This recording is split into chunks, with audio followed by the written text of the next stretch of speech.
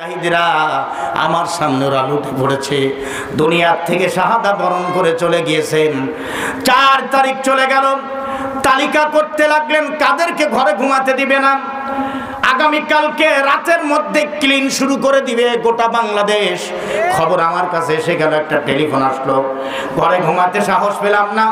আমাকে জানানো হলো, ভাই আমি নিজে ছিলাম, আপনার নামও তালিকার মধ্যে আছে, আপনি ঘরে থাকবেন না, ঘর ত্যাগ করতে বাধ্য হলাম। শুধুমাত্র ইসলামের স্বার্থে রাসূলুল্লাহর সাহাবীরা যেমন ঠিকমতো ঘরে থাকতে পারে না, আজও ইসলামী আন্দোলনের কর্মীগুলো ঠিকমতো ঘরের মধ্যে থাকতে পারে না। এত আসতে বললে হবে না, জোরে বলেন কথা ঠিক না?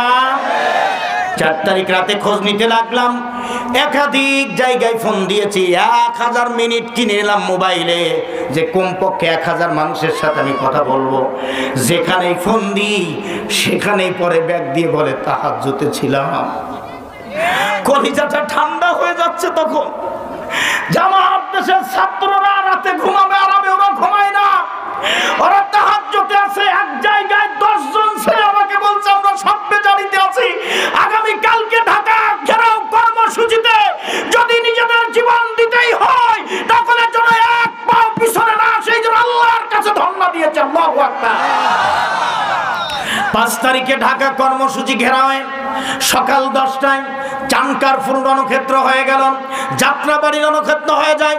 বরঙ্গাইলে হত্যা করার পরে ভ্যানের উপরে উঠায়া আগুন দিয়ে পুড়ায় দিতে লাগলেন।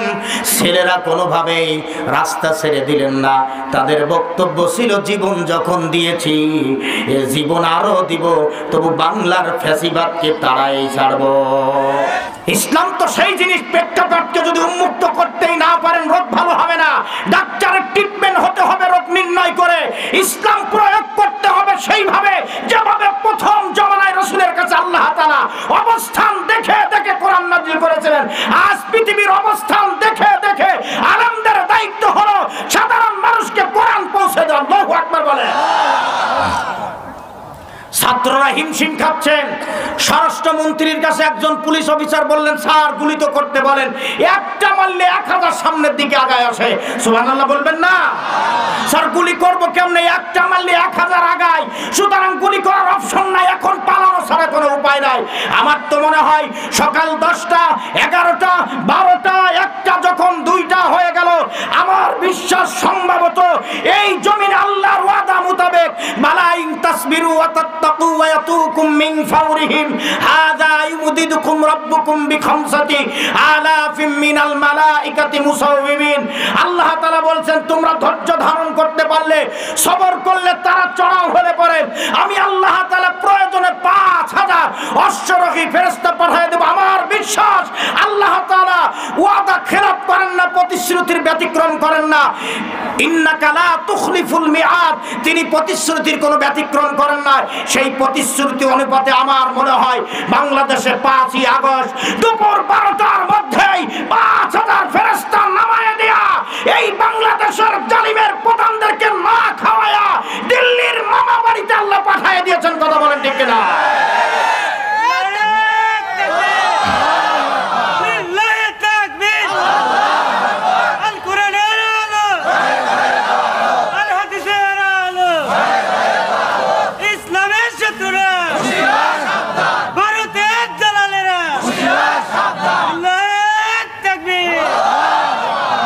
প্রিয় মুসলমানেরা, আসুন তো দেখি পর্যায়ক্রমে মিলাইতে থাকি, একের পর এক শুধু কোরআন শুনতেই থাকবো ইনশাআল্লাহ। বলেন ইনশাআল্লাহ। একটু জোরে না বললে হবে না, জোরে বলেন ইনশাআল্লাহ।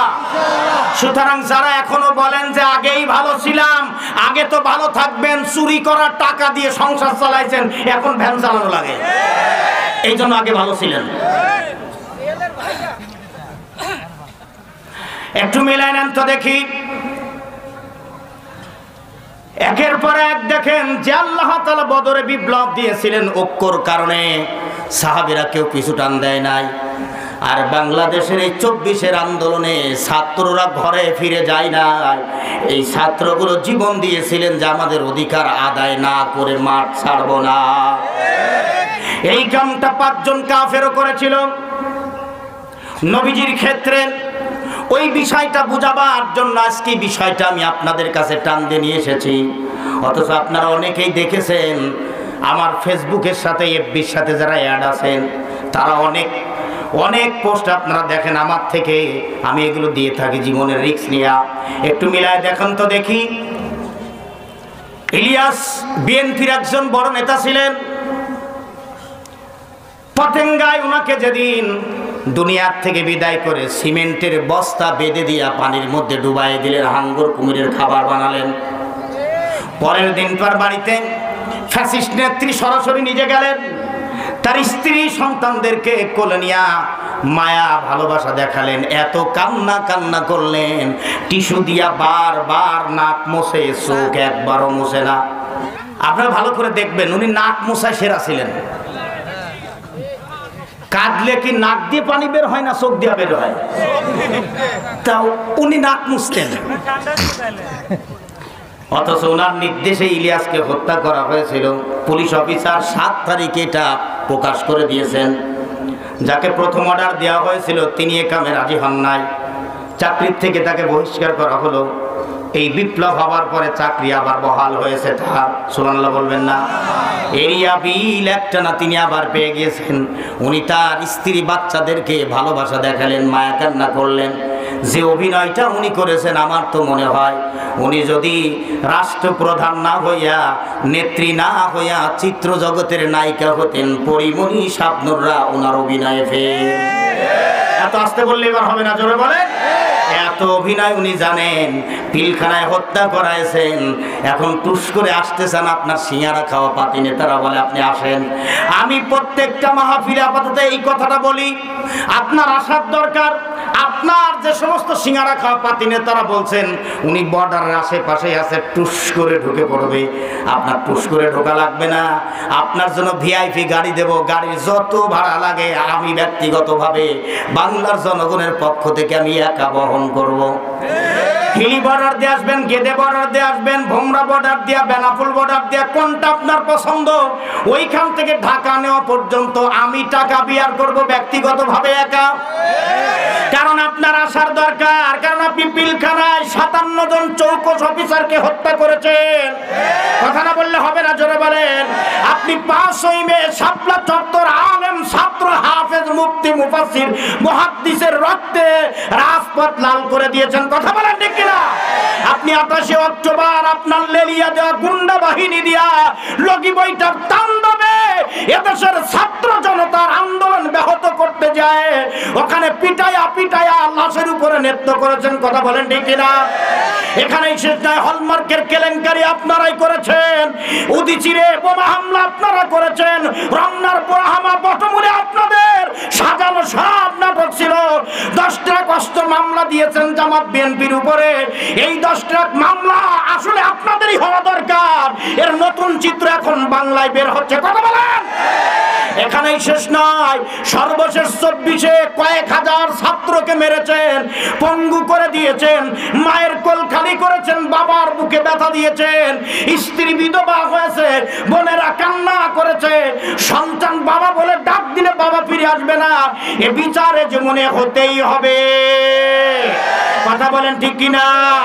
এই বিচার করার জন্য একটা আইনের প্রয়োজন, সেই আইন হলো কোরআনের আইন। এই আইন বাস্তবায়ন করতে গিয়ে যদি আরেকটা বার ছাত্র জনতার সাথে এক হয়ে রক্ত দেওয়ার প্রয়োজন হয়, জীবন দেওয়ার প্রয়োজন হয়, বাড়ি ঘর ছাড়তে হয়, নিয়োগীরবন গ্রামের এই পাবনা জেলার সুধানগরবাসী কারা কারা রাজি আছে আল্লাহু আকবার বলে হাত দেখা।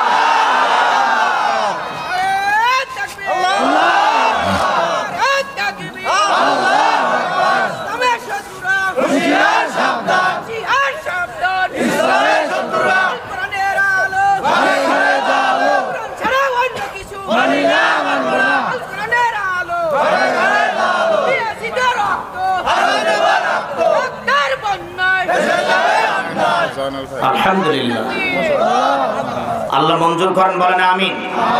একযোগে সবাই একসাথে জোরে বলেন আমিন।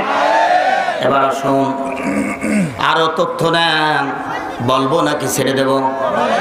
এত আসতে বললে বলা যাবে না, সবাই বলেন। মুসলমান এবার মিলান। যারা বিরোধিতা করেছিলেন তাদের চরিত্র এখন বের করি। আল্লাহ তাদের চরিত্র এখানে ওপেন করে দিয়েছেন, বলবো কি বলবো না? আর ওই চরিত্রের মানুষ তো কেস খাবে আল্লাহ নবীর হাতে, কথা বলে না? আর নবীজি কেস করলে পরে তোমার কোন নেতা বাঁচাবে আর কোন বাপ পাশে দাঁড়াবে? এখনো বোঝো নাই, কোরআনের কাছে ফিরতে পারো না, অনেক রক্ত খেয়েছো, এখন সেই রক্ত ফেরত দাও। একটু মিলান তো দেখি, যারা এই কামগুলো করেছে তাদের চরিত্র আল্লাহ এখানে দিচ্ছেন। দারুন নদওয়া সংসদ ছিল রসুলের জীবন দশায়, কাফেররা ওখানে বসতেন। বাংলাদেশে সংসদ ভবন যেরকম আছে, এমপি মন্ত্রীরা বসে, ভারতের লোকসভা বা বিধানসভার মধ্যে বসে, আমেরিকায় হোয়াইট হাউসে বসে, নবীর জামানায় দারুন নদওয়ায় ওরা বসতেন। এখানে সব এখন অত্যাধুনিক বিল্ডিং, মেইন ফটক দিয়ে যাওয়ার পরে কয়েকটা গেট পার দেওয়ার পরে অধিবেশন কক্ষে তারা চলে যায়। ইচ্ছে করলে বাইরের থেকে দেখা যায় না, আর দারুন নদওয়ার শুধু মেইন গেটটা খুলে দিলেই পরে অধিবেশন সরাসরি দেখা যেত। সেই অধিবেশনে রাসূলুল্লাহ ওই পথে যেতেই দরজাটা ফাঁকা মনে হলো, একটু ধাক্কা দিলেন, দেখলেন ভিতরে কাফেরেরা বসা আছে। তার আপন চাচা আবু তালেব পর্যন্ত সেখানে আছেন। আবু জেহেল স্পিকার ছিলেন। এখন আপনারা বলেন তো, আবু জেহেল নবীর কে? সবাই বলেন, আর একটু জোরে বলেন। একেবারে পাকা পোক্ত খাঁটি মিথ্যা কথা। আবু জেহেলের বাড়ি সিরিয়ায়, জেনে নেন ভালো করে। এটা মুহাম্মদ সাল্লাল্লাহু আলাইহি ওয়াসাল্লামের বংশের মানুষই না, কথা বোঝে নাই এখনো। রসুলের চাচা হতে হলে রসুলের দাদার সন্তান হওয়া লাগবে, তো রসুলের দাদার সন্তানের তালিকার মধ্যে তো নাই। কথা বোঝাইতে পারছি? এখন আন্দাজে কিছু মৌলবী সমানে ওয়াজ করে যায়, এজন্য মাঝে মধ্যে বলেও মৌলবী কোরআন থেকে বলো, মিথ্যা বানায় বলার দরকার নাই। একটু মিলাই নেন না কেন? আবু জেহেল দেখলেন এতিম মুহাম্মদরে দেখা যায়, ডাকতে বলতে লাগলেন, মুহাম্মদ বিন আব্দুল্লাহ, খবরদার ভিতরে আসবি না। আবু তালেব ডাকতে বলছেন, আবু জেহেল, আমার ভাতিজা আসতে পারে, তার প্রয়োজনে। ওয়ালিদ পাশ থেকে বললেন, ভিতরে গেলেও কথা বলতে পারবে না, আসলেও। আবু তালেব ডাকতে বললেন, আমার ভাতিজার প্রয়োজনে আমার সাথে কথা বলতেই পারে। ওয়ালিদ বললেন, কথা বলতে দেব একটা শর্তের বিনিময়ে, যদি আপনার ভাতিজা বলতে পারে এই সংসদে কোনো জারজ আছে কিনা। এখন আপনি খুঁজে আজকে মিলায় নেন, জারজ পৃথিবীতে কত বের হয় দেখেন, এমনি এমনি তো বাধা দেয় না। জারজের কিছু তথ্য দেই। জারজ হলো বৈধ স্বামী বাদ দিয়া অবৈধভাবে যে সন্তান জন্ম দেয়, এটার নাম বলেন জারজ। এই জারজ খোঁজ করলে পরে প্রত্যেক মহল্লায় পাওয়া যাবে। এখন কেমনে পাওয়া যাবে তাও বলি, কাজীরা সাবধান হন। তালাক কমপ্লিট হয়ে গেছে, পরের দিনই ওরা বউ ফিরায় নেবে। আপনি গুজামিল দিয়া আর একটা বিয়ে পড়ায় দিচ্ছেন আর একজনের সাথে, কথা বলেন না কেন? হিল্লা বিয়ে বলে তো আসলে মূলত কোনো বিয়ে নাই। তালাক প্রাপ্ত হয়েছে তো 3 বার ইদ্যত পালন করবে। 3টা ইদ্যত পালন হবার পরে অন্য পুরুষের সাথে বিয়ে হওয়া লাগবে। সেই পুরুষ সংসার করা অবস্থায় যদি তালাক দিয়ে দেয়, আর এই তালাক প্রাপ্ত মহিলা যদি আবার 3 ইদ্যত পালন করার পরে প্রথম স্বামী যদি তাকে বিয়ে করতে চায় আর তিনি যদি রাজি হয়ে যান, তারপরে সেখানে বিয়ে হবে। আর এর মাঝখানে এই যে পরের দিনে বিয়ে পড়ায় দেয়, সেই লোকটা 1 সপ্তাহ মজা মেরে গজা খেয়ে আবার ওইটারে তালাক দিয়ে দেয়। প্রথমটা নিয়ে নিল, একেবারে প্রথম নাম্বার তালাকের পরেরটাও হারাম, তারপরেরটাও হারাম। এই যে হারাম বলেন তো, এই হারাম বিয়ে যত বৈধ সন্তান মনে করেন, এইটা কি আসলে বৈধ নাকি? কথা বুঝাইতে পারছি? কিন্তু এটা হইল কেন? এখন সায়েন্সের কাছে আসেন। এই কথাটা না বুঝাইলে মনে মজা পাওয়া যাবে না। বলবো? এত আস্তে বললে হবে না, জোরে বলেন বলবো। 3 ইদ্যত কেন পালন করা লাগবে? একজন স্বামী পরিত্যক্তা স্ত্রীর 3 ইদ্যত পালন করা লাগবে। স্বাস্থ্য বার্তায় যে তথ্যটা বের হয়েছে সেটা হলো এই, স্বামী মারা যাবার পরে এই যে দীর্ঘদিন স্বামীর সাথে সে সংসার করেছিলেন, দুইজনের ডিএনএর একটা মিল হয়ে গেছিল। ওই ডিএনএটাকে ধ্বংস করার জন্য শরীরে যে অ্যান্টিবায়োটিক আছে, প্রতিরোধ ক্ষমতা আছে, ধ্বংস করে দেওয়ার জন্য 3 মাস অতিক্রান্ত হবার পর এটা ধ্বংস হয়ে যায়। এরপরেই বিয়ে বৈধ হয়। না হলে ওই অবস্থায় যদি বিয়ে শাদী হয়, একটা সন্তান জন্ম নিলে ডবল পুরুষের ডিএনএ তার শরীরের মধ্যে পাওয়া যায়। সায়েন্স বলছেন এটা। কিন্তু যদি কোনো স্বামী মারা যায়, স্ত্রী 4 মাস 10 দিন ইদ্যত পালন করা লাগে। কয় মাস? এইটা হইল কেন? এখানে গবেষণা করে দিয়েছেন, তখন থাকে তার শোক। এই শোকের কারণে শারীরিকভাবে যে ফিটনেস তার ছিল সেটা হারাই ফেলে। হারানোর কারণে ওই জীবাণুগুলো, ডিএনএগুলো ধ্বংস হইতে সময় আরো 1 মাস বেশি লাগে, যার কারণে 4 মাস 10 দিনের আগে বিয়ে দেওয়া যায় না, ওটা হারাম। তো এই হারাম কামগুলো যারা বৈধ করে দেন, আর সকলে বলে হ্যাঁ বিয়ে শাদী ঠিকই পড়াইছে, আরে ভাই হারাম তো হারামই। এই জন্য জারজের সংখ্যা বেশি, মসজিদে সেজদাও দেয়, কোরআনের হক কথা বলতে দেয় না। এবার আসেন, রাসূলুল্লাহ চিন্তা করলেন এই কাম কে বা করেছে তা আমি কেমনে জানি? বিয়ের আগে যদি কোনো মেয়ে এই কাম করে, সন্তান হয়, তাহলে বোঝা যায় তাড়াতাড়ি। বিয়ের পরে অনেক মেয়ে আছে স্বামীর সাথে আনন্দ করে, আবার আর একটা পরকীয়াও করে, আছে না নাই? সন্তান হইল কেমনে বসবে? মহা মুশকিল তো এটা, বলেন তো দেখি। 1 বিঘা জমি চাষ করলো 4 জন মিলে, তরমুজ লাগাইছে, হইল তরমুজ একটা, ভাগ করবে কেমনে? কত কেমনে ভাগ করবেন? কাটবেন তো। একটা মেয়ে লোক যদি 4টা পুরুষের সাথে মেলামেশা করে, বাচ্চা হইল একটা, ভাগ করবে কেমনে? আপনি আল্লাহর বিধানের দিক তাকাবেন না কেন? আল্লাহ এরকম সুন্দর বিধান দিলেন, আল্লাহু আকবার বলবেন না?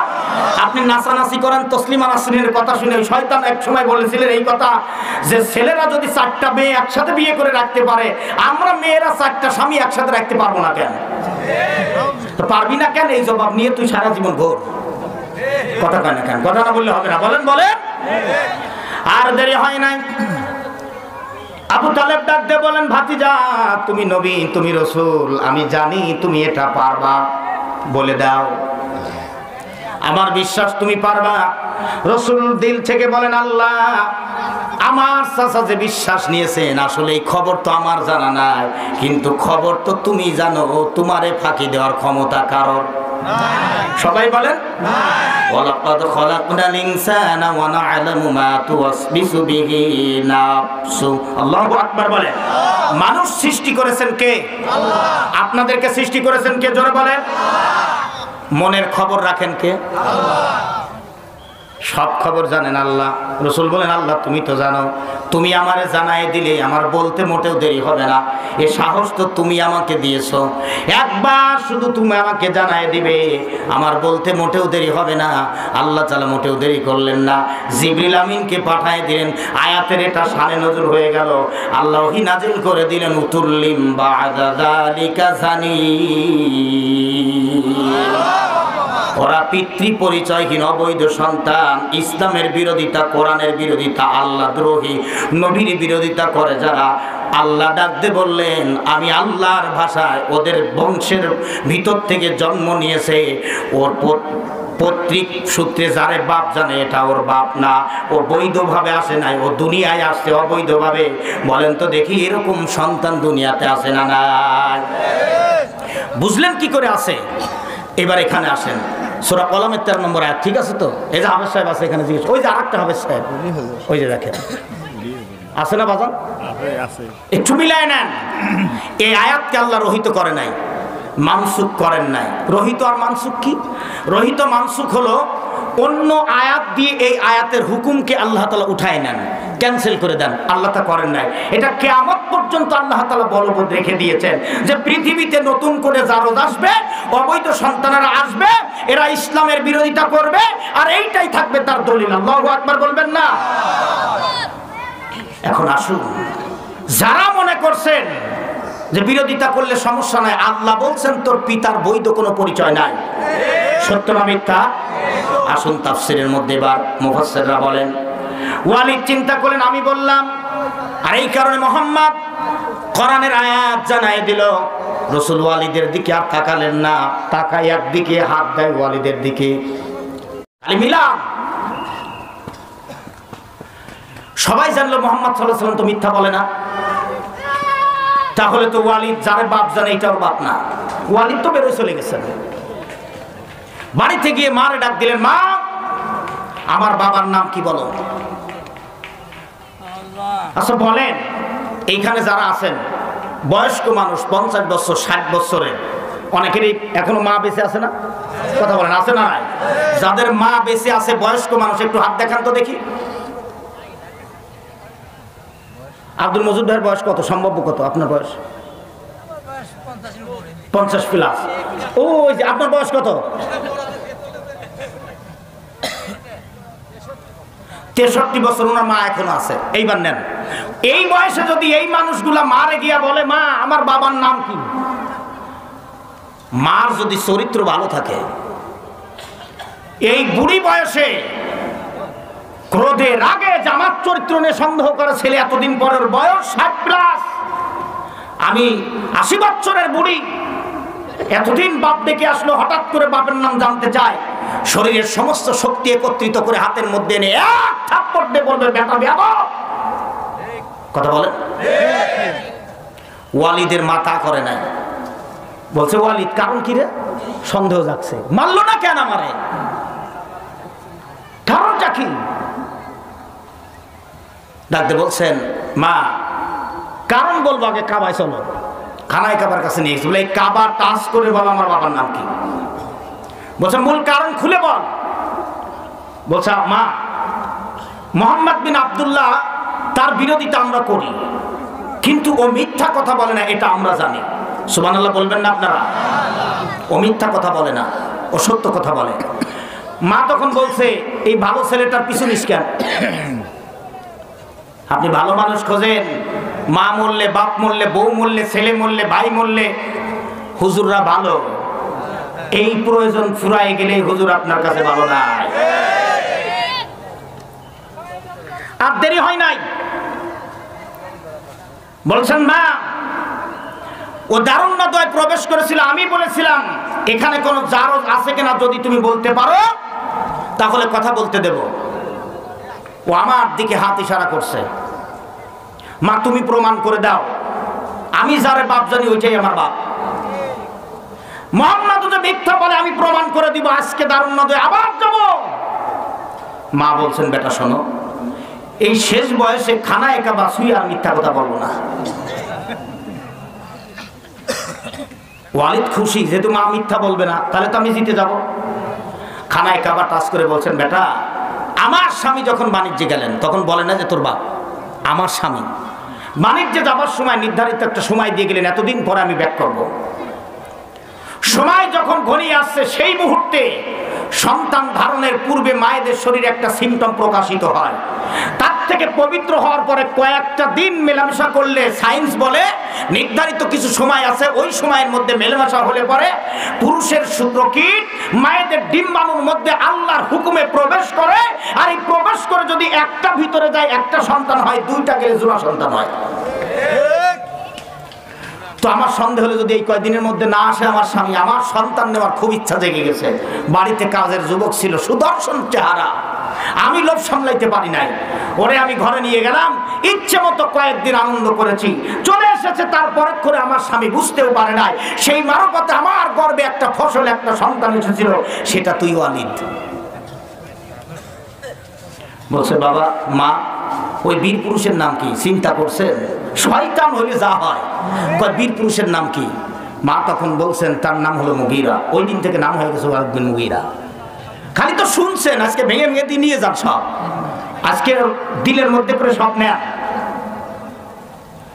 এখন যারা ইসলামের বিরোধিতা করেছেন, ওয়ালিদ ইসলামের বিরোধিতা করার জন্য তারই সার্টিফিকেট এসে গেছে। কথা না বললে হবে না, জোরে বলেন। আল্লাহ তাআলা এই আয়াতটাকে বলবৎ রেখে দিয়েছেন, যদি আপনার বুকে সাহস থাকে, আপনার বাপ যদি কবরস্থানের মধ্যে রেখে দেন, যারে আপনি বাপ জানেন, আপনার মায়ের স্বামী, ওইখান থেকে এক টুকরা হাড্ডি উঠান, আরিফপুর গেলে পাবেন না, কারণ এক কবরে ডজন ডজন কবর হয়, কোনটা বাপের হাড্ডিটা পাবেন না, এইখানে মিলাইতে পারবেন। একটা হাড্ডি নিয়ে ফরেনসিক বিভাগে চলে যান, আপনার ওই পিতা জানা মায়ের স্বামীর হাড্ডি ডিএনএ টেস্ট করেন, আর আপনার ডিএনএ টেস্ট করে দেখবেন আল্লাহর কোরআন মিথ্যা হতে পারে না। আপনার পিতার পরিচয় বৈধ নয়, আপনার মায়ের চরিত্র ঠিক ছিল না, ছিল না, ছিল না। প্রিয় মুসলমানের দলেরা, হ্যাঁ বলেন। আমার প্রিয় মুসলমান, একটু প্রাণ খুলে এখন মিলান, একবারে পর্যায়ক্রমে জায়গায় নিয়ে যাচ্ছি। বুকে সাহস কোনোদিন পাবেন না, বাঁচতে যদি চান। রাসূলুল্লাহ মক্কা বিজয়ের পরে সাধারণ ক্ষমা করেছিলেন, এদেশেও করা হয়েছে। রাসূল ওই সময় 14 মুতান্তরে 15 জনের নাম ঘোষণা দিয়েছিলেন, আর বলেছিলেন এদেরকে যেখানে পাবা সেখানেই হত্যা করবা, মেরে ফেলে দিবা। সাহাবীরা উন্মুক্ত তলোয়ার নিয়ে বের হলেন, হত্যা শুরু হয়ে গেল। 6 জনকে তাৎক্ষণিক দুনিয়ার থেকে বিদায় করে দিয়েছিলেন। আরো কয়েকজন লোক আছে গোপনে রাসূলুল্লাহর কাছে কালেমা পড়ে কোরআনের দলের সৈনিক হয়ে গিয়েছিলেন। মুসলমানের দলেরা, আমরা সাধারণ ক্ষমার ঘোষণা শুনেছি, কিন্তু যারা লিডিং পোস্টে ছিল, মানুষ হত্যা করাছে, আল্লাহর নবীর ওই কথা মোতাবেক এদেরও বেঁচে থাকার কোনো অধিকার নাই। সুতরাং এদের বিচার করার জন্য এই কোরআনের আইন দরকার আছে না নাই? সবাই একযোগে বলেন, দরকার আছে না নাই? কোরআন আইন এদেশে প্রতিষ্ঠা হোক। কারা কারা চাই? আল্লাহু আকবার বলে হাত দেখান।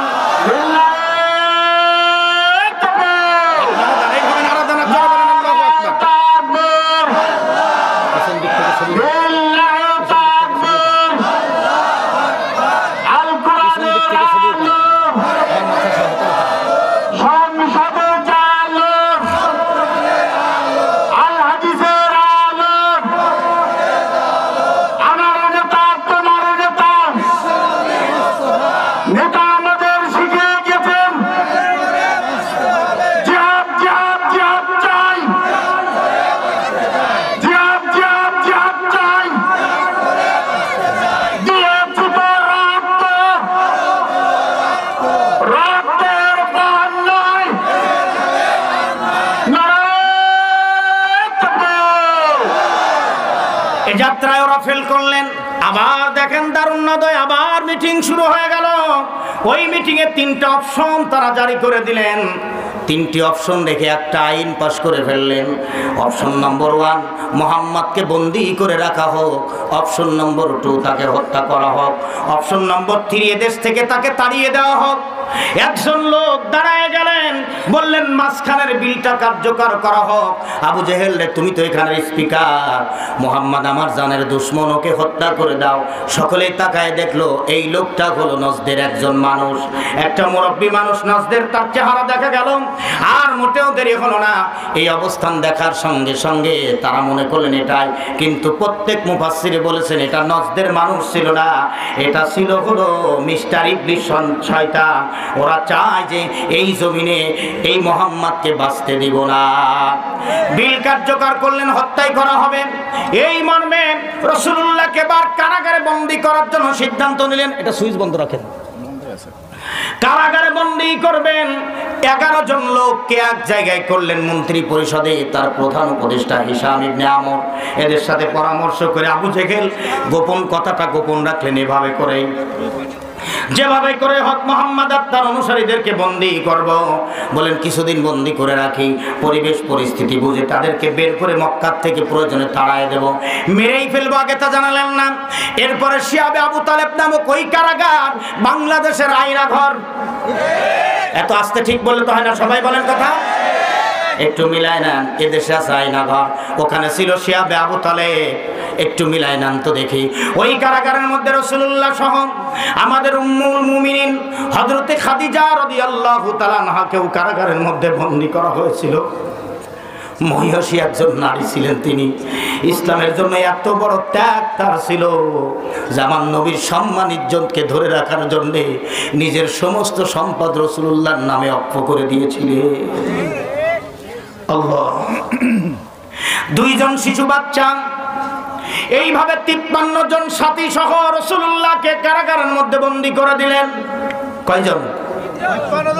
মুখস্থ করেন, কয়জন? কারাগারের মধ্যে দিয়ে দিলেন। কারা রুলস আছে, কমপক্ষে দিনে 2 বার খাবার দেওয়া লাগবে। কয়বার? আওয়াজ না দিলে হবে না, জোরে বলেন কয়বার? কমপক্ষে দিনে 2 বার খাবার দেওয়া লাগবে, পানি দেওয়া লাগবে, প্রসাবের জায়গা সব দেওয়া লাগবে। এ সব কিছু বন্ধ করে দিলেন আবু জেহেলেরা। কারাগারে খাবার নাই। সাহাবীরা জানিয়ে গেলেন সব শেষ হয়ে গেছে। যেই সুরাহিতে পানি নিয়েছিলেন, চামড়া ধাবকতা করা সুরাহি, এগুলোর পানি ফুরায় গেল। আজ আর খাবার নাই। চামড়াগুলো কেটে ছোট ছোট করে, রোদ আসছে, প্রচণ্ড তাপ দিনের বেলায়, পাহাড়ের মধ্যে কারাগার বানানো, একদিকে একবারে চূড়ায় ফাঁকা, দিনের বেলায় তাপ আসে, সহ্য করা যায় না। একটা খেজুর গাছ, ওই খেজুর গাছে হেলান দিয়ে আমার দুর্বল নবী বসে থাকেন। সাহাবীরা নবীর চেহারার দিকে তাকায়, চোখ ভরা পানি, বাচ্চা 2টা কান্না করে। এই কঠিন পরিবেশ পরিস্থিতি পার করতে লাগলেন। কারাগারের মধ্যে খাবার নাই, ফুরিয়ে গেছে, কি আর খাবে? চামড়াগুলো খেয়ে শেষ করলেন, আর খাবার নাই। সব শেষে যারা মক্কা মদিনায় গিয়েছেন তারা অবশ্যই দেখেছেন পাহাড়ের ওই পাথরের নুড়ির মধ্যে বাবলা গাছের মতো একটা ছোট ছোট কাঁটাযুক্ত গাছ হয়, দেখছেন?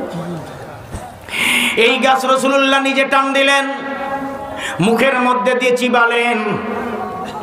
কাঁটা এত শক্ত, উটের খাবার রাসূল খাচ্ছেন। ওই দিনে রাসূল খাওয়া শুরু করে দিলেন উটের খাবার। খাইতে খাইতে আর মোটেও দেরি হলো না, ভিতরে চাপ লাগলেন কাঁটার। অসংখ্য জায়গায় ছিদ্র হয়ে ফিনকিতে রক্ত বের হতে লাগলেন। ওই অবস্থায় চিবায়া নরম করে আল্লাহর নবী বাচ্চা 2টার মুখে তুলে দিচ্ছেন। বাচ্চারা খেতে পারছেন না। রাসূলুল্লাহ নিজের জিহ্বাটা বাচ্চাদের মুখে দিয়েছিলেন যে একটু রস যাক ওদের মুখে। আল্লাহর নবীর জিহ্বার রস পর্যন্ত সেদিন শুকায় গেল। সাহাবীরা 7 দিন, 8 দিন, 10 দিন, 15 দিন পর একটু প্রসাব পায়খানা করতেন। সেই প্রসাব পায়খানার সাথে প্রচন্ড ব্লিডিং হতো। আর যেই পায়খানাটুকু বের হতো তা ছাগলের বিষ্ঠা, ছাগলের লাদি, ছাগলের পায়খানার মতো। রাসূলুল্লাহ নিজের পর্যন্ত এরকম হয়েছিলেন।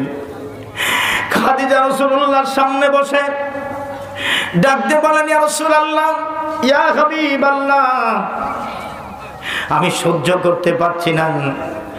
এত সম্পদ খাদিজার ঘরে ছিল, সেই খাদিজাও কারাগারের মধ্যে এখন আছে। আপনাকে খেদমত করতে পারছি না, কি দিয়া খেদমত করব? কঠিন অবস্থা যখন শুরু হয়ে গেল, এই কঠিন মুহূর্তে হিশাম ইবনে আমর দেখলেন 3টি বছর হয়ে গেছে কারাগারে, কেন খাবার দাবার বন্ধ হয়ে গেল?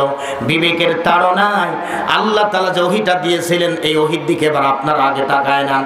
আল্লাহ এটা কোরআনে কোট করে দিলেন, ওয়া ইয ইয়ামকুরু বিকাল্লাযীনা কাফারু লিয়ুযবিতুকা আও ইয়াকতুলুকা আও ইউখরিজুক ওয়া ইয়ামকুরুনা ওয়া ইয়ামকুরুল্লাহ আল্লাহু খায়রুল মাকিরিন।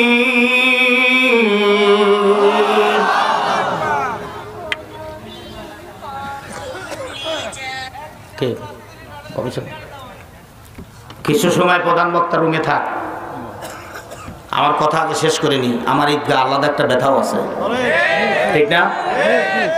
কবির বিন সামাদ ভাই ঘরের মধ্যে রেস্ট নেন, আমি সময় মতো আপনার আনার ব্যবস্থা করতেছি ইনশাআল্লাহ। আমার মেলা ছোট, আমি তো ছোটখাটো দাদা হয়ে গেছি এখন। ছোটখাটো দাদা। আল্লাহু আকবার বলেন, আল্লাহু আকবার। একটু জোরে বলেন আল্লাহু আকবার। প্রিয় ভাইরা, দেরি হয় নাই। হিশাম ইবনে আমর আবু জেহেলের কাছে গেলেন, খুব কম সময়ের মধ্যে বলেন, নেতা, কারাগারে খাবার দাবার বন্ধ করে দিলেন, কারণ কি? বলে, বোঝো নাই, না খাওয়ায়া মুহাম্মদ আত্মার অনুসারীদেরকে হত্যা করব, যাতে কারোর কাছে কোনো জবাবদিহিতা করা না লাগে। হিশাম বললেন, এটা ঠিক হবে না। বলে, ঠিক বেঠিক আমি বুঝবো, বেটা তুমি সরো। হিশামের বয়স তখন 82 বছর, একবারে বুড়া মানুষ। বাড়ি এসে খেতে পারে না, ঘুমাতে পারে না। স্ত্রী বললেন কি টেনশন করেন? স্ত্রীর কাছে খুলে বললেন আপনি কি করতে চান? স্ত্রী ডাক দিয়ে বললেন এই মক্কায় সবচাইতে ভালো মানুষ হলো মুহাম্মদ। স্ত্রীকে বলছেন সবচাইতে ভালো মানুষ হলো মুহাম্মদ, আমি হিসাম এই ভালো মানুষটাকে হত্যা হোক এইটা দেখতে চাই না। আল্লাহু আকবার বলেন।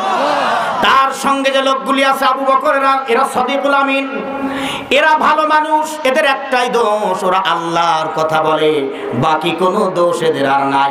এদেশে যারা ইসলামের কথা বলে, আল্লাহর কথা বলে, এদের একটাই দোষ, যার কারণে ফ্যাসিস্টরা মেনে নিতে পারে না। ওদের শরীরের মধ্যে আমার তো মনে হয় আবু জেহেলের রক্ত আছে, কথা বলেন ঠিক কিনা? আবু জেহেল বদরে মারা পড়েছিল, পালাইলা কান, মাঠে নেমে দেখতে গোশত হাড্ডি আলাদা করে দিত আমাদের ছেলেরাই, কথা বলেন ঠিক কিনা? একটু মিলা খালি। আপনাদের লজ্জা করে না যারা এখন ওই নৌকায় চড়তে চান? একটু তো লজ্জা থাকা দরকার। মা চলে গেছে বাচ্চা ফেলে দিয়ে, আর একটা মুরগি, বাস পাখি, সিল পাখি বাচ্চা নেওয়ার জন্য সদায়, মুরগি তার ডানা দিয়ে বাচ্চাগুলো আটকায় রাখে, কোনোভাবেই পাখির হাতে ছেড়ে দিতে চায় না। তোদের মা যখন চলে গেল তোর খালাকে নিয়ে একটা সন্তান তো নেয় নাই, যদি মায়াই থাকতো বলতো মরে যাবো, দেশ ছাড়বো না। আমার কথা তো ভিতরে অনেক জমা আছে, আর কত নোট যে মোবাইলের মধ্যে করে করে রাখছি, এর মধ্যে এক আর 20 বছর ওয়াজ করবো, তারপর আমি শেষ। আমার মুসলমান মিলায় নেন। হিসামের স্ত্রী যখন এই কথা বললেন, বলে আপনি বাঁচাইতে যাবেন, আপনি বুড়া মানুষ, আবু জেহেল বুঝতে পারলে আপনার বিপদ হবে। কয়েকটা দিন যাবার পরে আরো শারীরিকভাবে ভেঙে পড়লেন, ঘুম নাই, খাওয়া নাই। হঠাৎ করে রাত 1টা কি 1:30, মুফাসসিররা এরকম টাইম উল্লেখ করেছেন, এই গভীর রাতে হিসাম বললেন অস্ত্রটা তাড়াতাড়ি দাও।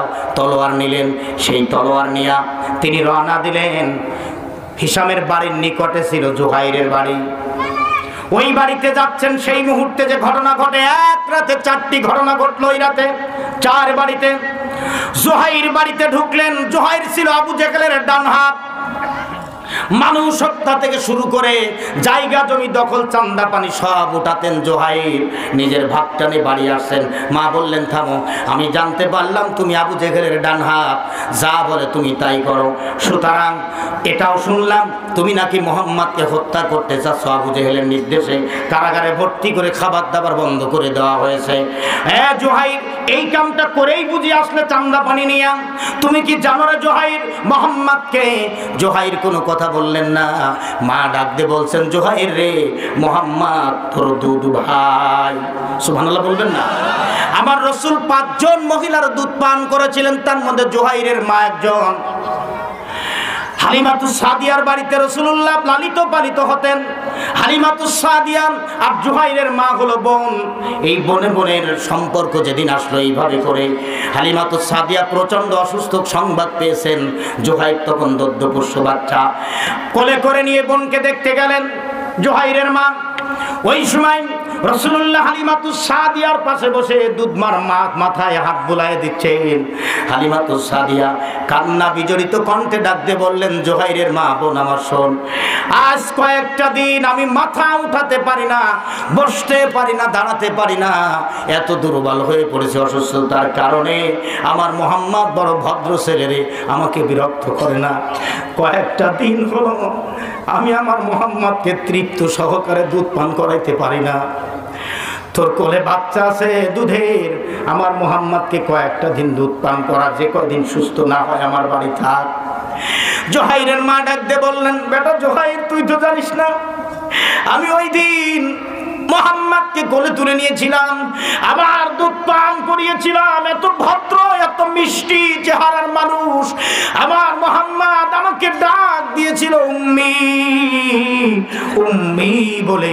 এত মিষ্টি মাখা ডাক আমার কানে এখনো বেঁচে আছে। যেই ডাকটা তুই কোনোদিন পেটের ছেলে হয়ে আমাকে দিতে পারিস না। সেই মুহাম্মদকে মারা যাবে না। আবু জেহেলের বাড়ি যা, চাবিটা নিয়ে আয়, মুহাম্মদকে কারাগার থেকে মুক্ত করে দে। কথা বলে নাই, বলে জানি তুই পারবি না, তাহলে শোন, ওই দলটা ত্যাগ কর, আর অন্যায় কাম করবি না, আমার সম্পদ যতটুকু আছে ততটুকু সন্তুষ্ট থাক। কথা বললেন না। 3 নম্বরে বললেন, জানি এটাও পারলি না। 3 নম্বরে, আমার তো বয়স হয়েছে, অসুস্থ, আমি যখন তখন মারা যাব। আমি মারা গেলে আমার সম্পদ তুই ভোগ করতে পারবি না। আমার লাশের পাশে উম্মি উম্মি বলে, মা মা বলে কাঁদতে পারবি না। আমার খাটিয়া বহন করবি না, দাফন করতে পারবি না। সেই মুহূর্তে হিশাম ইবনে আমর দরজায় গিয়ে জুহাইরের বাড়িতে নক করেছেন। আওয়াজ হলো, কেন? আমি হিশাম। দরজা খুলে দিলেন নেতা তোরাতে, দরজা বন্ধ করে দিলেন। বললেন, তুমিও ছিলে দারুন নাদওয়ার মিটিং এ, আমিও ছিলাম। কথা ছিল একটা, আবু জেহেল করতেছে আর একটা। মোহাম্মদকে তো এইভাবে মারতে দেওয়া যায় না। বিবেকের দিকে তাকায়া একটা কাফের ঘুরে দাঁড়ালেন। জুহাইর ওই সময় বললেন, নেতা, আমার মা এই কথা মাত্র শোনালো, আমি তো জানতাম না, সুতরাং দুধ ভাইকে আমিও বাঁচাতে চাই। আবু জেহেলকে ত্যাগ করলাম। মুতিমের বাড়ির যে ঘটনা, মুতিমের একটা সন্তান আল্লাহ দিয়েছিলেন রাসূলুল্লাহ কারাগারে দেওয়ার আগে 15 থেকে 16 দিন আগে মুতিমের ঘরে একটা ছেলে দেন। ওই ছেলেটা রাসূলুল্লাহ কারাগারে যাওয়ার আগে তার কোলে দেওয়া হয়েছিল। আল্লাহর নবী ওই বাচ্চাটার জন্য দোয়া করেছিলেন আর নিজের মুখের থুতু লালা বাচ্চার মুখের মধ্যে দিয়েছিলেন, যার কারণে মুতিমের বাচ্চার জবান থেকে জান্নাতের সুঘ্রাণ বের হতো। যা বলতেন তা বাস্তব হতো, সত্য হতো, জ্ঞানীদের মতো কথা বলতেন। মাত্র 3 থেকে 4 মাস ওই বাচ্চার কথা শিখেছিলেন। আল্লাহু আকবার বলেন না কেন? কষ্ট হয় ভাই আপনাদের? একটু জোরে বলেন তো, আল্লাহু আকবার। ওইরা বাচ্চা গভীর রাতে কান্না করছে, ঘুমায় না। মা বললেন, বাবারে কি হলো তোর? ওই ছেলে তখন বলছেন, মা গো, যেই মুহাম্মাদের লালার বরকতে আমার জবান দিয়ে জান্নাতের সুঘ্রাণ বের হয়, শুধু তাই নয়, কথা শিখেছে আগেই, যা বলি তা বাস্তব হয়। সেই মোহাম্মদকে আব্বুরা মেরে ফেলবে, আব্বুকে বলো বাঁচাতে হবে। যদি মোহাম্মদকে মেরেই ফেলে, সোনার সঙ্গে সঙ্গে আমিও মারা যাবো, বেঁচে থাকবো না। স্ত্রী কান্না করতেছেন, মুতিম ঘরে ঢুকছেন। দাঁড়াও স্বামী, তোমার ছেলে এই বক্তব্য তুমি তো জানো, ছেলে যা বলে তাই সত্য হয়। মুহাম্মাদের বিপক্ষে দাঁড়াতে পারবা না, মুহাম্মাদকে বাঁচানো লাগবে, আবু জেহেলকে ত্যাগ করা লাগবে। কোনো কথা বলছেন না। স্ত্রী বললেন, তোমার মতো স্বামীর সংসার করব না, ছেলে নিয়ে বাবার বাড়ি চলে যাব। কারণ ছেলে মারা যাবে বুঝলাম, কিন্তু বাবার বাড়িতে মারা যাক, তোমার মতো এই চরিত্রের স্বামীর ঘরে ছেলেকে মরতে দিব না। একটু জোরে বলা যাবে একবার আল্লাহু আকবার? আর দেরি হলো না। এখন একটা পরিবেশ ওই মুহূর্তে, হিশাম আর জুহাইর দুইজন ওই বাড়িতে। নক হলো, নেতা আপনারা বলেন ঘটনা এটা, আমি সংক্ষেপ করছি। তিনি বললেন, আমি আপনাদের দলে, আমার ছেলেকে বাঁচানো লাগবে। আল্লাহু আকবার বলেন। বলেন আর একটা লোকের কাছে যাই, চলো। চলে গেলেন, আর দেরি করলেন না, বুখতারির কাছে। বুখতারি হলো আবু জেহেলের আপন ভগ্নিপতি, রাষ্ট্রের অর্থমন্ত্রী। খেলা দেখেন আল্লাহ। ওই যে আল্লাহ তাআলা বলেন, ওয়াইদিয়াম কুরবিকাল্লাযিনা কাফারু, হাবিব স্মরণ করেন সেই সময়ের কথা যখন কাফিররা আপনার বিরুদ্ধে ষড়যন্ত্র আসছিল, লিইযবিতুকা, আপনাকে বন্দী করবে, আও ইয়াকতুলুকা, হত্যা করবে, আও ইখরিজুকা, দেশ থেকে তাড়িয়ে দেবে। ওয়ায়ামকুরুনা, কাফিররা ষড়যন্ত্র করলো, ওয়ায়ামকুরুল্লাহ, আল্লাহর কৌশল ছিল। আল্লাহটাকে ষড়যন্ত্র বলা যায় না। বান্দার বিরুদ্ধে আল্লাহ কোনো ষড়যন্ত্র করেন না, বান্দার বিরুদ্ধে আল্লাহ করেন কৌশল। সুবহানাল্লাহ বলবেন না? ঈমানদারদের বাঁচানোর জন্য আল্লাহর কৌশল। আল্লাহু খায়রুল মাকিরিন, আল্লাহর কৌশল সবচাইতে খায়র, উত্তম। আল্লাহু আকবার বলবেন না? পরিকল্পনা করলো যে আমরা 41 পর্যন্ত থাকবো, ষড়যন্ত্র। আল্লাহ বলল 24-এ তোদের তাড়ায়ে দিব। দেখেন কারটা বিজয় হয়? বলেন না কেন, কারটা? আল্লাহটা বিজয় হয়ে গেল। আর দেরি হলো না। এই জায়গায় এই ঘটনাটা যখন ঘটলো, আর দেরি হলো না, মুতিম দলে চলে গেলেন 3 জন মিলেন। আর মোটেও দেরি করলেন না।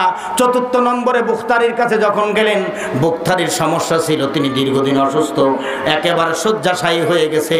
আরবিয়ান কোনো হেকিম কবিরাজ ভালো করতে পারে না। তার মা সব শেষে উটের দুধ, একটু মধু আর খেজুর এক জায়গায় ব্যালেন্ড করলেন। ব্যালেন্ডার করে নিয়ে, মিক্সার করে নিয়ে রাসূলুল্লাহ যেই কালেমা পড়ে মানুষকে দাওয়াত দেন, তার মা ওই কালেমাটা পড়লেন, এইটার মধ্যে ফু দিলেন, দাওয়া বানালেন। ঈমান আনে নাই। ফু দিয়া বললেন, বেটা বুখতারি, এটা পান কর। এই ঔষধ বানাইছি, দাওয়া বানালাম, আমি নিজেই হেকিমে এই কাম করছি। কালেমা পড়া ফু দেওয়ার জন্য খাইতেই চায় না, ধমক দিছে, বেটা ঈমান তো আনি নাই, পান কর। পান করেছে। মুফাসসির মুফাসসিররা বলেন 4 থেকে 5 মিনিটের মধ্যে বুখতারি দাঁড়ায় গেলেন, দাঁড়ায়া বলেন, হাত পা নাড়া দেয়ার বলে, মা আমার শরীরে কোনো রোগ ছিল তার কোনো সিমটম আমি পাই না। মাগো, রোগের আগে যেমন ভালো ছিলাম তার চাইতে বেশি শক্তি আমার শরীরে এসে গেছে। জোরে বলবেন না সুবহানাল্লাহ। ওই মুহূর্তে হিসামেরা 3 জন ওই বাড়িতে, তিনিও বললেন, যার বিরোধিতা করি সেই কালেমা পড়ে আল্লাহ আমারে ভালো করেছেন, ঈমান তো আনি নাই, আমিও তোমাদের দলে ওকে বাঁচাইতে চাই। বলে আর একটা লোক দরকার। 5 নম্বরে চলে গেলেন জাইমার বাড়িতে। জাইমারাতে স্বপ্ন দেখতেছেন মুহাম্মদ সাল্লাল্লাহু আলাইহি ওয়াসাল্লাম তার বাড়ি এসেছে। সুবহানাল্লাহ, আগেই বলে নেন। তাকে এক টান্দে বুকে জড়ায়া ধরে কপালে চুমু দিচ্ছে আর বলছে, জাইমারে আমার বিরোধিতা যতই করিস না কেন, এই কপালে একটা তোর আমি চুমু দিয়ে গেলাম, পেশানিতে চুমু দিলাম। ওই মুহূর্তে ঘুমও ভাঙছে, হিসামরাও ঢুকে পড়ছেন। ডাক দিয়েছেন, দরজা খুলে বাইরে আসলেন, দরজা বন্ধ করে পরে ভিতরে যাবেন না, ভিতরে যাওয়া যাবে না, আমার স্ত্রী আবু জেহেলের একনিষ্ঠ কর্মী, পাড়া খাওয়া। কথা না বললে হয় না, জোরে বলেন। এরকম লোক এখনো জমিনে 2-4টা আছে না নাই? বলে এই জন্য আটকায় দিলাম, ঘুমিয়ে আছে, ঘুমিয়ে থাক, জানতে পারলে আবু জেহেলকে বলে দিবে আমাদের বিপদ হবে। চলো, আমি এই স্বপ্ন দেখেছি, তোমাদের সাথে এক হয়ে গেলাম, যে মুহাম্মদকে মারতে চাই সে স্বপ্নে আমার কপালে চুমু দেয়। সুবহানাল্লাহ, তাকে মারবো না। 5 জন এক হয়ে গেলেন। দূরে একটা পাহাড়, পাহাড়ের নাম হলো হাজ্জান। ওই পাহাড়ের উপরে উঠে পড়লেন বুড়া মানুষ হিসাব ইবনে আমর, 82 বছরে তিনিও উঠলেন। এই 5টা মানুষ মোটেও দেরি করলেন না, 10টা হাত এক জায়গায় করলেন। আল্লাহু আকবার বলেন না কেন?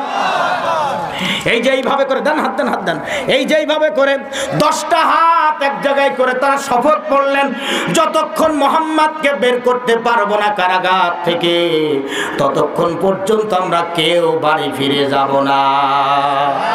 আরো জোরে না বললে হবে না সুবহানাল্লাহ। আমার প্রশ্ন তো এইখানে, এই 5টা মানুষই কাফের বিবেকের তাড়নায় বললেন এই ভালো মানুষগুলাকে কারাগারের মধ্যে হত্যা হতে দিব না। 5টা কাফের যদি এক হয়ে মুহাম্মদ এবং তার অনুসারীদেরকে বের করার জন্য পদক্ষেপ নিতে পারে, আপনারা তাহাজ্জুদ পড়ে কোরআন তেলাওয়াত করে রাষ্ট্র পরিচালনার করার স্লোগান দিয়েছিলেন। করোনাকালীন সময়ে এদেশের অনেক বিজ্ঞ আলেমের আপনাদের কাছে একটা দরখাস্ত পেশ করেছিলেন, আল্লামা দেলোয়ারকে কারারুদ্ধ করে রেখেছেন বিনা দোষে, 13টা বছর নাটক সাজায়া, এরপরে তাকে 16 প্রয়োজন দিয়ে চিকিৎসার নামে হার্টের রোগী বানায়া হত্যা করেছেন। এই মানুষটাকে করোনাকালীন ফেরানোর জন্য বারবার আবেদন করে আপনাদের বিবেকে নাড়া দেওয়া যায় নাই। এ দ্বারা প্রমাণিত হয় হিসাম জুহাইরদের চাইতেও আপনারা নিকৃষ্ট। জোরে বলেন কথা ঠিক কিনা?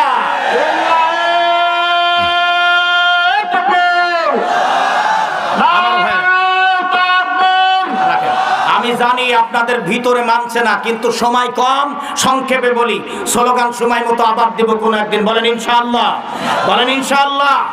5 জন মানুষ, 4 জন তলোয়ার মুক্ত করলেন, হিসাম তলোয়ারটা খাপের মধ্যে রাখলেন, বলে চলো আবু জেহেলের বাড়ি যে চাবি নিব। উনি কূটনৈতিক ব্যক্তিত্ব ছিলেন, পরামর্শ দিলেন এইভাবে কাজ করবা। ফজরের রক্তে আবু জেহেলের বাড়ি পৌঁছে গেলেন, দরজায় নক করলেন, কে?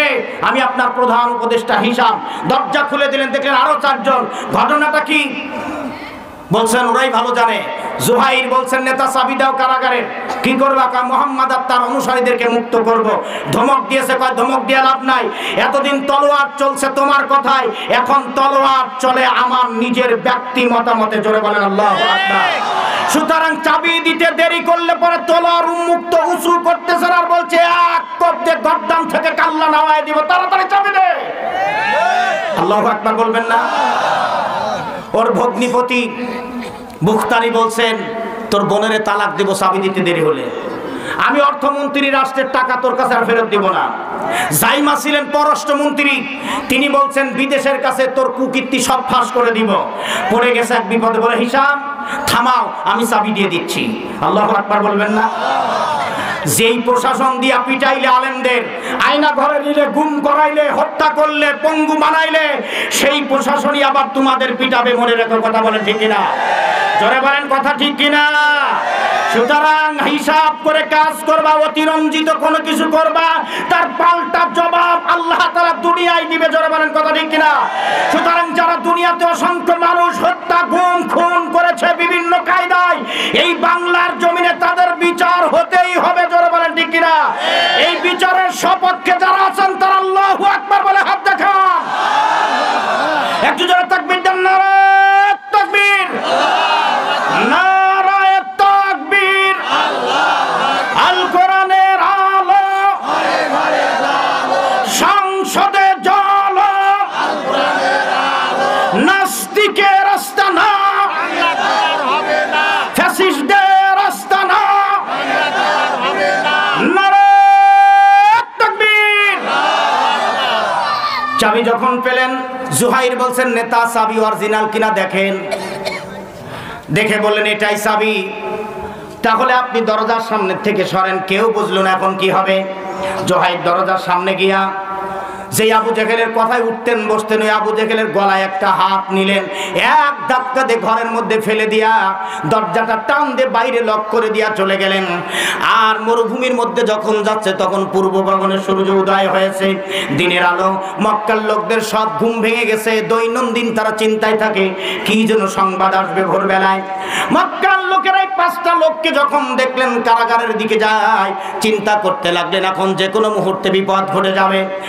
সেই মুহূর্তে আর দেরি হলো না। হিশাম চিৎকার করে বললেন ভয়ের কোনো কারণ নাই, অসুবিধার কোনো কারণ নাই, তোমাদের হত্যা করা, নবীকে হত্যা করা হবে না, আমরা বাঁচানোর জন্য আসছি। তারা মানলেন না, বলে আসো দেখো। দরজার কাছে গেলেন, দরজা খুলছেন, সংকেত করছি। ওই সময় হিশাম ইবনে আমর চিৎকার করে করে বলতে লাগলেন আইনা আনতা মুহাম্মদ, আইনা আনতা মুহাম্মদ, মুহাম্মদ তুই কই, মুহাম্মদ তুই কই। সাহাবীরা রাসূলকে বেষ্টনী দিলেন, আজ আর রক্ষা নাই।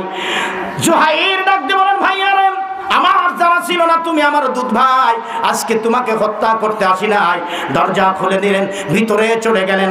দরজা খুলে নিয়ে যখন ভিতরে গেলেন, হযরতে নবী করিম সাল্লাল্লাহু আলাইহি ওয়াসাল্লাম খেজুর গাছে তখন হেলান দিয়ে বসে আছেন।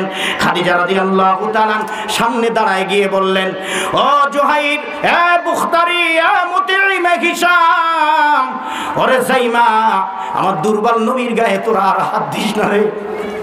দীর্ঘদিন খাবার খায় না, পানি নাই, কথা বলতে পারছে না, তোরা আমার দুর্বল নবীর গায়ে হাত দিস না। জোহাইররা সবাই তলোয়ার ফেলে দিয়া বললেন মারতে আসি নাই রে খাদিজা, এসেছি আজকে মক্কার উন্মুক্ত আকাশের নিচে বের করে দেওয়ার জন্য। জায়গা দে রে খাদিজা। হিশাম বলছেন জায়গা দে, কেবল সরে দাঁড়ায়েছেন। জোহাইর গিয়ে রাসূলুল্লাহর পায়ের কাছে পড়ে গেলেন। আর হিশাম দেরি করলেন না, আমার নবীর কাছে গিয়া সামনের দিকে দাঁড়ায়া বগলের ভিতর দিয়ে হাত ঢুকাই দিলেন। একটা টান দিয়ে বুকের সঙ্গে তুলে নিয়ে বললেন, মুহাম্মদ বিন আব্দুল্লাহ রে, ভালো কাম তো করতে পারি নাই, আজকে ভালো কাম করার জন্য এসেছি। এই ভালো কাজে আজকে শামিল হতে চাই আমার বুকের সঙ্গে। বের করে নিলেন। আর বলেন আবু বকরের রে, সবাই বের হয়ে হয়, মক্কার লোকেরা তোদের জন্য অপেক্ষায় আছে, প্রতীক্ষায় আছে, আমি বের করে দিয়ে যাই। আমার প্রশ্ন, বিবেকের তাড়নায় 5 জন কাফের যদি এক হয়ে মুহাম্মদ সাল্লাল্লাহু আলাইহি ওয়াসাল্লাম এবং তার অনুসারী 53 জনকে কারাগার থেকে মুক্তি করে দিতে পারে, এদেশের অসংখ্য নিরপরাধ আলেমকে কারাগারে যারা বন্দী করে রেখে দেয়, এরা হিশামদের চাইতেও নিকৃষ্ট, বরং আবু জেহেলের উত্তরসূরি। এখন আপনারা আবু জেহেলের উত্তরসূরি হতে চান না মুহাম্মদ সাল্লাল্লাহু আলাইহি ওয়াসাল্লামের? মুহাম্মদ সাল্লাল্লাহু আলাইহি ওয়াসাল্লামের যারা উত্তরসূরি তাদের হাত আমি এখন দেখতে চাই। এইভাবে 2 হাত উঁচু করে দেন, আর এইভাবে একটু নাড়া দেন তো জোরে, আর একটু জোরে জোরে বলেন না কেন আল্লাহু আকবার। হাত নামাবেন না, এরকম নাড়া দেন, আর একটু জোরে বলেন আল্লাহু আকবার, নারায়ে তাকবীর। আল্লাহ তাআলা তুমি নজর করে দেখো, তোমার বান্দারা আজকে কোরআনুল কারীমের মাহফিলে হাজার হাজার তোমার গোলামেরা তৈরি হয়েছে কোরআন শোনার জন্য। 2টি হাত দেখাচ্ছে, আল্লাহ আমার ইচ্ছে ছিল কোরআন দিয়ে তোমার বান্দাদের তৈরি করার, আমি তৈরি করেছি। রাসূল বলেছেন 2টি কাম করলে সহজে জান্নাতে যাওয়া যায়। আল্লাহ তাই বললেন, সম্পদ দাও, জীবন দাও, জান্নাতে চলে যাও। এখন বাম হাত নামায়া শুধু ডান হাতটা সেখানে দেন যেখানে আপনাদের রাখা আছে টাকা, ওইখানে হাতটা ঢোকায় দিবেন। মোটেও দেরি করবেন না। 1000, 2000, 5000, 10000, 20000, 50000, এরপরে সিমেন্ট দিবেন, রড দিবেন। এতিমখানা, মাদ্রাসা কমপ্লিট করা হবে।